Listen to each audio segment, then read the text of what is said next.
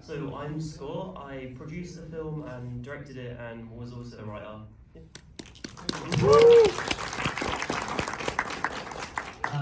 I'm Peter, and I played Michael Darby. Hi guys, I'm Vince Knight. I was a cinematographer. I'm Rhys-Frake-waterfield. I was the producer with Scott. And I'm Martin Portlock, and I can't remember a damn thing. No, did you like it? Yeah. How was it? Yeah. That was very exciting to see in a theater with the whole crowd and everything. That was just such a cool experience because I saw it before tonight, but it was at home. And to see it on a big screen, you know, with a reactive audience is a completely different experience. So Martin, I'm gonna go ahead and start with you. First of all, welcome to LA. They just got here. Thanks. Yeah, literally flew in yesterday. So excited to have you here in person for this Q&A. Martin, your character goes to some really troubling, dark places. How did you get yourself into those dark and heavy headspaces? Yeah, that's a very good question. There's quite a lot of layers to the character of Peter Pan, especially this one. But how does one get into the headspace of being this horrendous, brutal killer, child kidnapper, someone who's controlling and abusive? So it's not really something that you can kind of draw on personal experience. So what I did, I'm a father of 3, and I looked into how would I feel if I was Wendy? Like what kind of fear would I be going through? And then thinking to myself, what kind of person would do something like that? And I think it's much more about the pain. What must have this guy have gone through? What pain must this guy have gone through in the past to enable him to do what he's doing right now with no remorse, and have this clear mental twist in his head that what he is doing is right. To actually have that belief that I'm doing all this for the right reason and it's good. And I think they're the most dangerous people in the world, right? The guys who do all the most horrendous things and actually truly believe that it's right. So that's about it. It's not just an evil thing. It's it's quite a deep psychological mindset that this guy's got. Martin, do you believe that Peter Pan believes that that Neverland is an actual place? Oh yeah, 100%. It is a real place. It is a real place. Have you not been there? Would you like to go? Oh, that's where you guys are right now. Yeah. He absolutely 100% believes that it's real. And I like to think that, when he sees his shadow, I don't necessarily know whether it's the drugs. I think there's something else going on here. I think maybe Neverland could actually be real in this. He was flying. He was flying in that scene. And maybe he really was. So it's a bit open, left it open. This next question is a spoiler question, but everyone in this room has seen the film. For people watching this on YouTube, oops. But the ending of the film, where the music's playing on the phone, what do you think that means?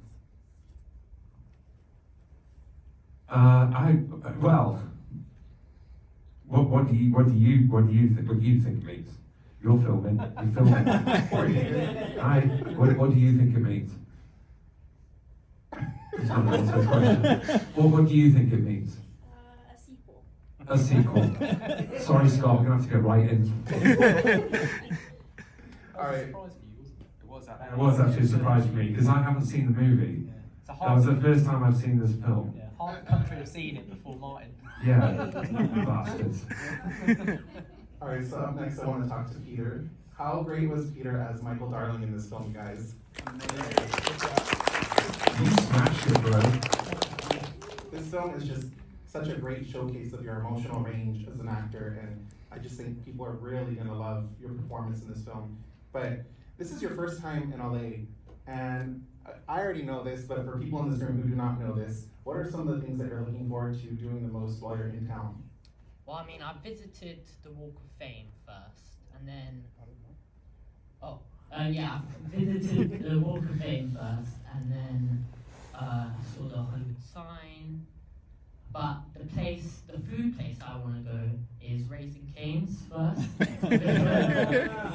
Yeah, I saw that they did like this cup of sauce, and you dip your chicken tenders or whatever. I really want to get that before I go back to London. Go to Tommy Burgers. now. What was that, Tommy Burgers? Yeah, Tommy's. Tommy Burgers. I was actually telling your parents before the screening, there's a Raising Cane's in Burbank, and I think they're open till 2 in the morning or 4 in the morning, something crazy like that. So the night is young. So Peter, I also talked to Scott Chambers, who's sitting to my left, about how this role was written specifically with you in mind. And I was just wondering if you could talk a little bit about how that made you feel knowing that this role of Michael Darling was written specifically for you. I mean, it's just amazing. I'm really grateful to Scott and Rhys that they've written me, based the whole role on me. So yeah, I'm really grateful for that. So, but yeah, I'm just grateful. We met, for anyone who doesn't know, we met Peter on Winnie the Pooh 2, because he actually played young Winnie in it. So. I see him in the scene with the rain where he's crawling out of the ground. Such a cool Yeah, that was scene. horrible. And then Peter, your character has a range of emotions in this film, and I was wondering if you could also talk a little bit about what you do to access those emotions on screen. Basically, I have a US acting coach, and she has taught me catharsism, which is basically you base your, for example, if you want to cry, you use your real life experiences first, and then, for example, my dog died, then cry. So yeah, just basically use my real life experiences to bring out the emotions to the forefront whilst I'm acting. All right, and then to your left is Vince, who was a cinematographer on the film. Vince, you worked with Scott on this film, and there's a clear use of shadows throughout the film, which is a wink back to the original Peter Pan and his shadow as well. Can you talk about the use of shadows throughout this film? Yeah, I mean, we wanted to make the film really dark and just really edgy, and you'll find a lot of the time there's really hard backlight and haze and keeping everything very kind of sort of muted throughout the film. The colours are very green, or greens and yellows and that sort of stuff. But yeah, we really want to experiment with sort of Peter Pan coming out of the shadows into, having light in his face and stuff like that. You had all those lines in the face. Yeah, there was also stuff like, for example, the first time they take the phone call, the parents from that point, well, the whole family have, we like them very warmly and all that kind of stuff. And as soon as they get that phone call, they step into bars, which is kind of like they're now in a trap. And the only way they'll get out of that is by defeating Peter Pan. And then at the end, they're out of it, and then she steps back into it when she takes the phone call. So we tried to, and the first time we meet Peter Pan, it's the big shadow on the floor. So try to keep these winks in there without it being kind of doing too the much. classic Peter Pan pose. Yeah. The funny thing about this film was most of it was actually shot during the day because child licenses and scheduling and the location, we just were limited to that sort of schedule.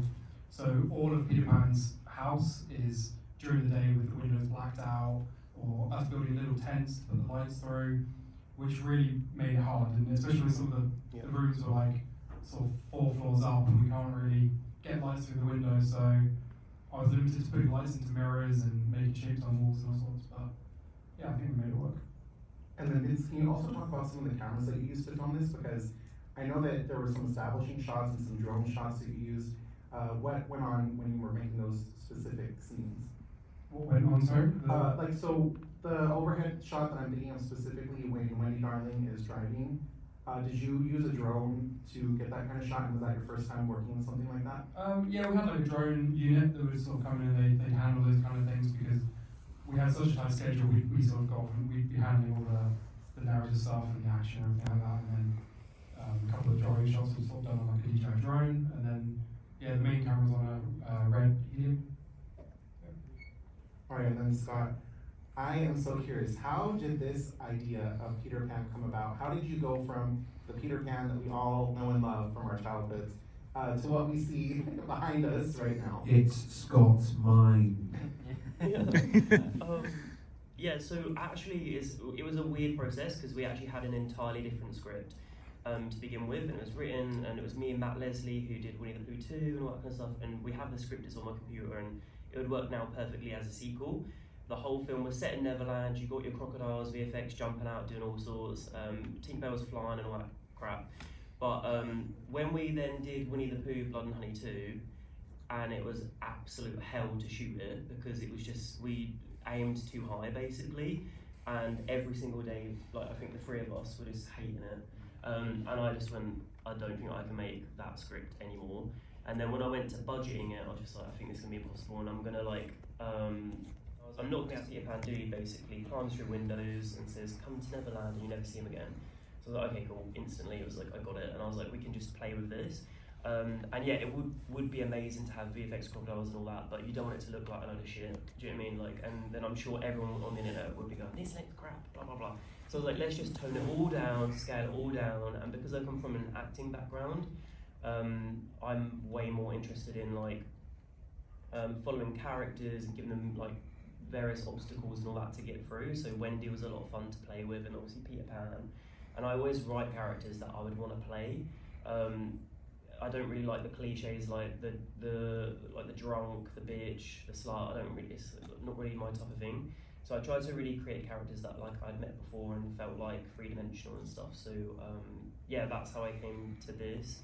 And like lots of people go, oh, one thing that's super annoying is like I keep seeing like, oh, you copied it and all this. Is like, do you know the truth of that? So like that first scene where he's in the floorboards, in the script it was in a letterbox, and I should have just fucking It was at the front door through a letterbox. Yeah, and like it was Peter Pan going, you remember me, open the door and all this kind of stuff. But then I saw this hatch and you don't have that in the UK. I was like, oh, I gotta fucking use it, and then Pennywise. Oh.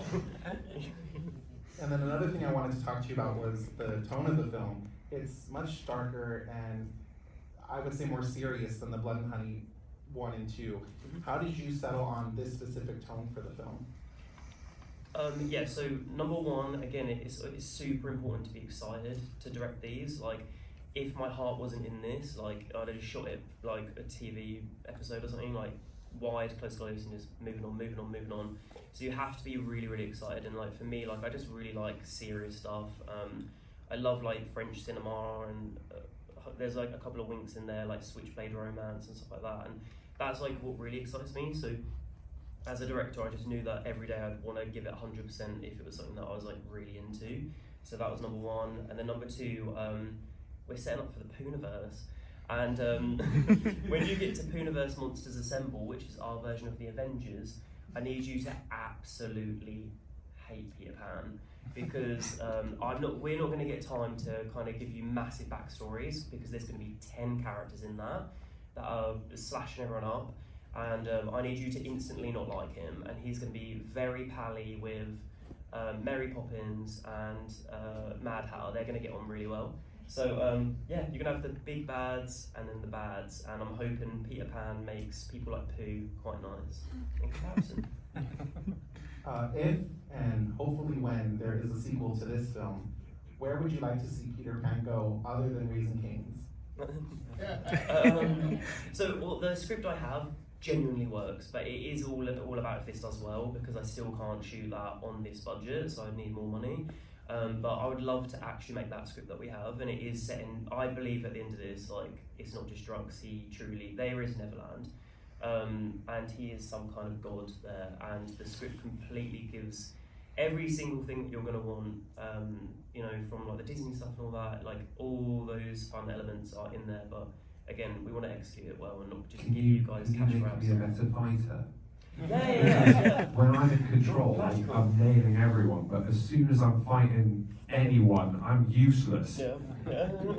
Yeah, well, we can do that. But yeah, no, that's what I want to do. I want to do the script, so I can't say too much about it because hopefully it happens. But that, yeah. Very cool. Rhys, I want to talk to you about the larger Pooniverse and how you see this film and also the character of Peter Pan fitting into that. Yeah, so me and Scott have very different directing styles.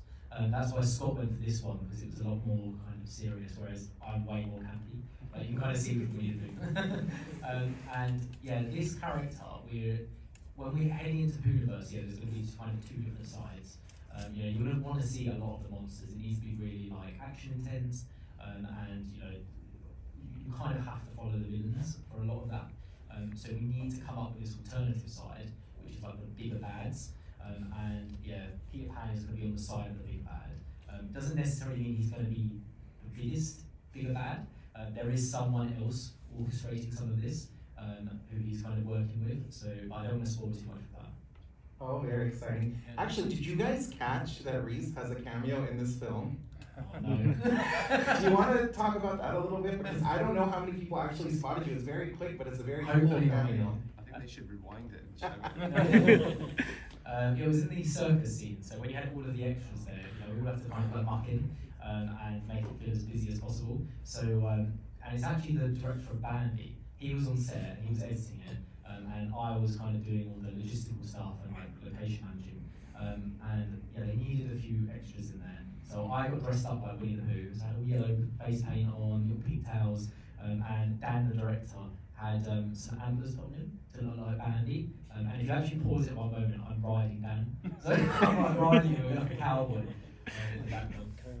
But also And that day, yeah, you look like an absolute joke because so that was number one, right? That day, everything in the circus was shot in like I don't know 10 hours, and then we got a visit from the like local council about the kids' licenses because we had so many kids on set.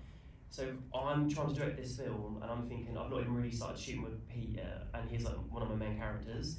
And if this license gets taken off us, he's out. Like I'm screwed. And Rhys is getting called off into the corner, dressed as Winnie the Pooh, looks like an absolute joke. And he's got these two women literally like going super like, stern. yeah, super like, stern. I'm going looking over for the trying to direct balls like to me. fuck, and I'm like looking at you, and I'm just looking. You look like a nightmare, and then they're going in on you, and I was like, oh my, this film's fucked. It wasn't. Yeah, luckily they just believed him and they thought he was all good. So it was all good. And then, Rhys, I also wanted to ask, what other films are you guys currently working on? And I know you can't say too much, but can you give us a little bit of a tease of what people can expect to come? Yeah, so we've got two more films which will be releasing this year. Bambi's going to be the next one. So hopefully there's a clip online, you can kind of see what Bambi looks like. So we're really excited for that. And about 4 weeks ago, we actually wrapped on Pinocchio. And that was the last one I directed after Winnie the Pooh 2. And yeah, I'm super excited for that one. We've got like someone called Tom Masters.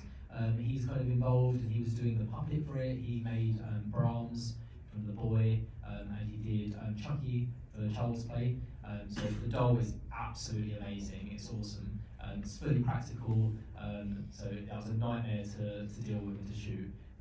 But yeah, we've also got Robert England. He's going to be playing the kind of voice of the cricket, which is super fun to have like Freddy Krueger in your ear, and Richard Brake as well.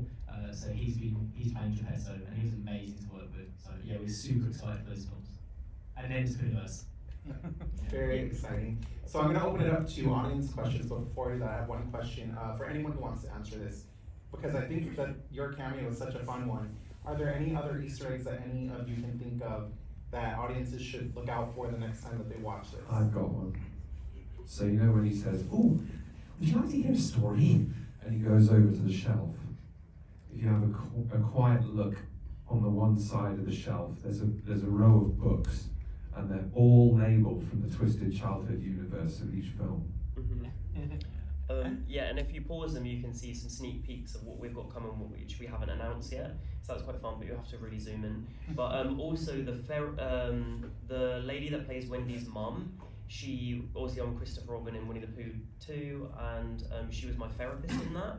And if you notice, like we always knew when I offered her that, because I'd done a TV show with her, and I was like, she's so freaking good, and I was like, this role's really crap and small, but like you'll get a big role in that if you do it. So she did it. But if you notice that she was wearing the exact same top in that scene with me, in the scene where she finds out her son's gone missing. So it happens the same day. And also at the hairdressers, the one girl who was the opening of Winnie the Pooh 2 got her arms snapped and stuff. She works at the hairdressers, and she's like to Wendy and her mate, do you want to come glamping tonight? So luckily they say no. But yeah. And the shirt as well. Oh yeah, the Winnie. Yeah. Yeah, I saw some people recognise that. Very cool. All right, do we have any questions out here in the audience? I got a question. Go ahead. I wanted to know probably one thing. A person with the hook, is that a male or female? Oh. Well, that's the little boy in the opening. So that little boy in the opening, the dad says 2 kids were never found. One of them was Tinkerbell, and then the other one was the little boy from the opening. He obviously probably, in my head, didn't agree to go into Neverland. That's part of the parcel. You have to say, yeah, I want to go. And he probably said no, and then got tortured for years and years and years.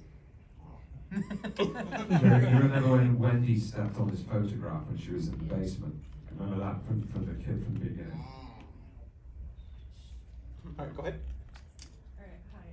Going back to like Tinkerbell and Hook and all, when you guys first teased Tinkerbell, this is not what I had in mind, honestly. It was actually a lot better. And I also noticed that you included more LGBTQ elements into this, and I just wanted to know how did you like start developing that idea and how to incorporate to something like this where they're just not the side character that ends up being the comedic relief or just another kill. Like, where did you start with that? Well, I'm glad you like Tinkerbell, because that's one of my favourite things about this. So obviously I'm gay, so it's a big thing for me to try and represent people from my community in films, especially like, you know, normally if they're lesbians, they're having a fucking sex scene. I didn't want to do any of that in mine. I wanted it to be like, it's just in there, do you know what I mean? So yeah, when we always work backwards, so if you look at us, like we look like, oh, here we go again, like we're just clickbait hell. Like, so I think I threw out there like, oh, she's gonna be an overweight drug addict, but it's just clickbait, right? Yeah. Like I'm just doing it for clicks, and then when I actually do it, it's more about me being serious. So like I was thinking like really like in depth about how I could make Tinkerbell in this, and like if she was like, why would she be at the house? And I was like, well, what if she was a lost boy that got abducted, and then she said that she was a little girl, and therefore she didn't meet the criteria to go to Neverland. So then what did he do with her? And he manipulated her over all these years and got her addicted to drugs, which means that she'll do anything for him. So yeah, that was how she got developed, and yeah, she's something that I'm really, really proud of in this. Like I really, really love that. And casting Kit was Kit Green, who plays Tinkerbell. I must have auditioned honestly like 200 people or something like that, and I was getting really freaking nervous because they weren't good. And like everyone was just playing, like, I'm just being honest, like everyone was just playing like weird and stuff like this, and then her tape come in, thank God, and I just thought she just brought so much to it, like the subtleties, and that's what I like as a director. And then the LGBT stuff with obviously Pete's character, Michael, and his little friend. I just think like we live in 2024, and I wanted to just have like really subtle things that were like 2 little boys at school. Who knows, maybe they are together, maybe they're not, and who knows, maybe they don't even know themselves what's going on. And I just thought, you know, when I was a kid, there was never this type of representation ever. And I thought, especially in this type of film, where everyone thinks that I'm just clickbait and I'm cash grabbing, which I'm really not. Like, I've been trying to do this for about 13 years in my career now, and only now are people watching my stuff. So yeah, it's just important that I try and put stuff like that in for me personally. All right, I think we have time for a couple more questions. I'll have some. Oh, okay. Scott, Wendy, she never acted before. You just met her and she's a aerobics instructor. Oh fuck. She never acted. You're naughty. So, still, and Nicole are our producers as well. No, but she's really good. She's really No, good. Wendy's amazing. Are you on about Wendy? Yeah. Yes. Wendy. So Wendy, yeah. So basically, all actors in this got auditioned, and Wendy, yeah, she actually does. So it's really funny how I met her. So I auditioned Wendy Thought she was insane, really, really good. And then, yeah, it was actually a weird little thing that I went to a gym class, and she was actually there, and I was like, what the fuck? I was like, Wendy, darling? I was like, what the fuck's going on here? I was like, I just auditioned you, you're amazing. And I was like telling her that she basically had the role, and that's how I she thought that's where you met her and said, hey. Oh, no. Was she an actress before? Yeah, she was an actress. So I think she'd just come out of drama school, and this was the first film. Yeah, and I just happened to meet her at a gym class. Very good, very good. All right, and for our last question, go ahead. I was originally going to ask about the Easter eggs because I do love how fun you guys also poke fun at yourself sometimes. My favorite out of all 3 movies I think so far has been like the "it's pooin' time" joke in the last one. Is like no one ever talks about it. It's just my favorite thing. But since you guys already answered that, what was the turnaround from like script to screen? And I guess you mentioned some of the challenges, but did you guys have any other like pros or cons to how quick you're cranking these movies out that you've seen with this one specifically?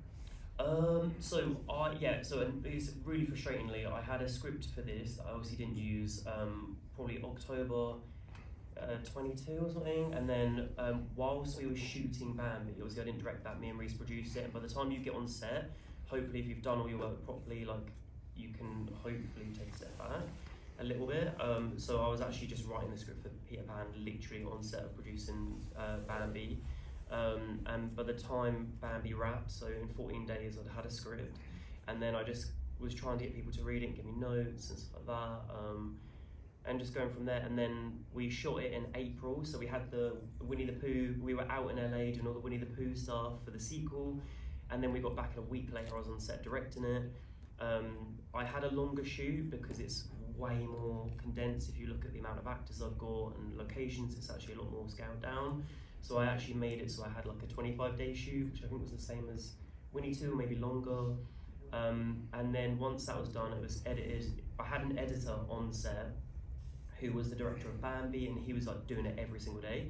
So the time we wrapped, I then spent a couple of weeks and I sent it to ITN for their notes and stuff, and Premiere for their notes, and then I think it was probably delivered in September of this year, and now it's out. So yeah, I shot it in April and now it's out. Oh no, shit, 2025, you know what I mean? So the lead time between the script and the film was about, it was like 2 months, was it? Yeah. As in, like, it was ready and then 2 months later. Yeah, but obviously we came out to LA and stuff, so it just ate time. Yeah. Well, I want to say thank you to everybody for coming out tonight and supporting indie horror. We greatly appreciate it. Did you have a question? Yeah, how do you guys scout out the houses and the location?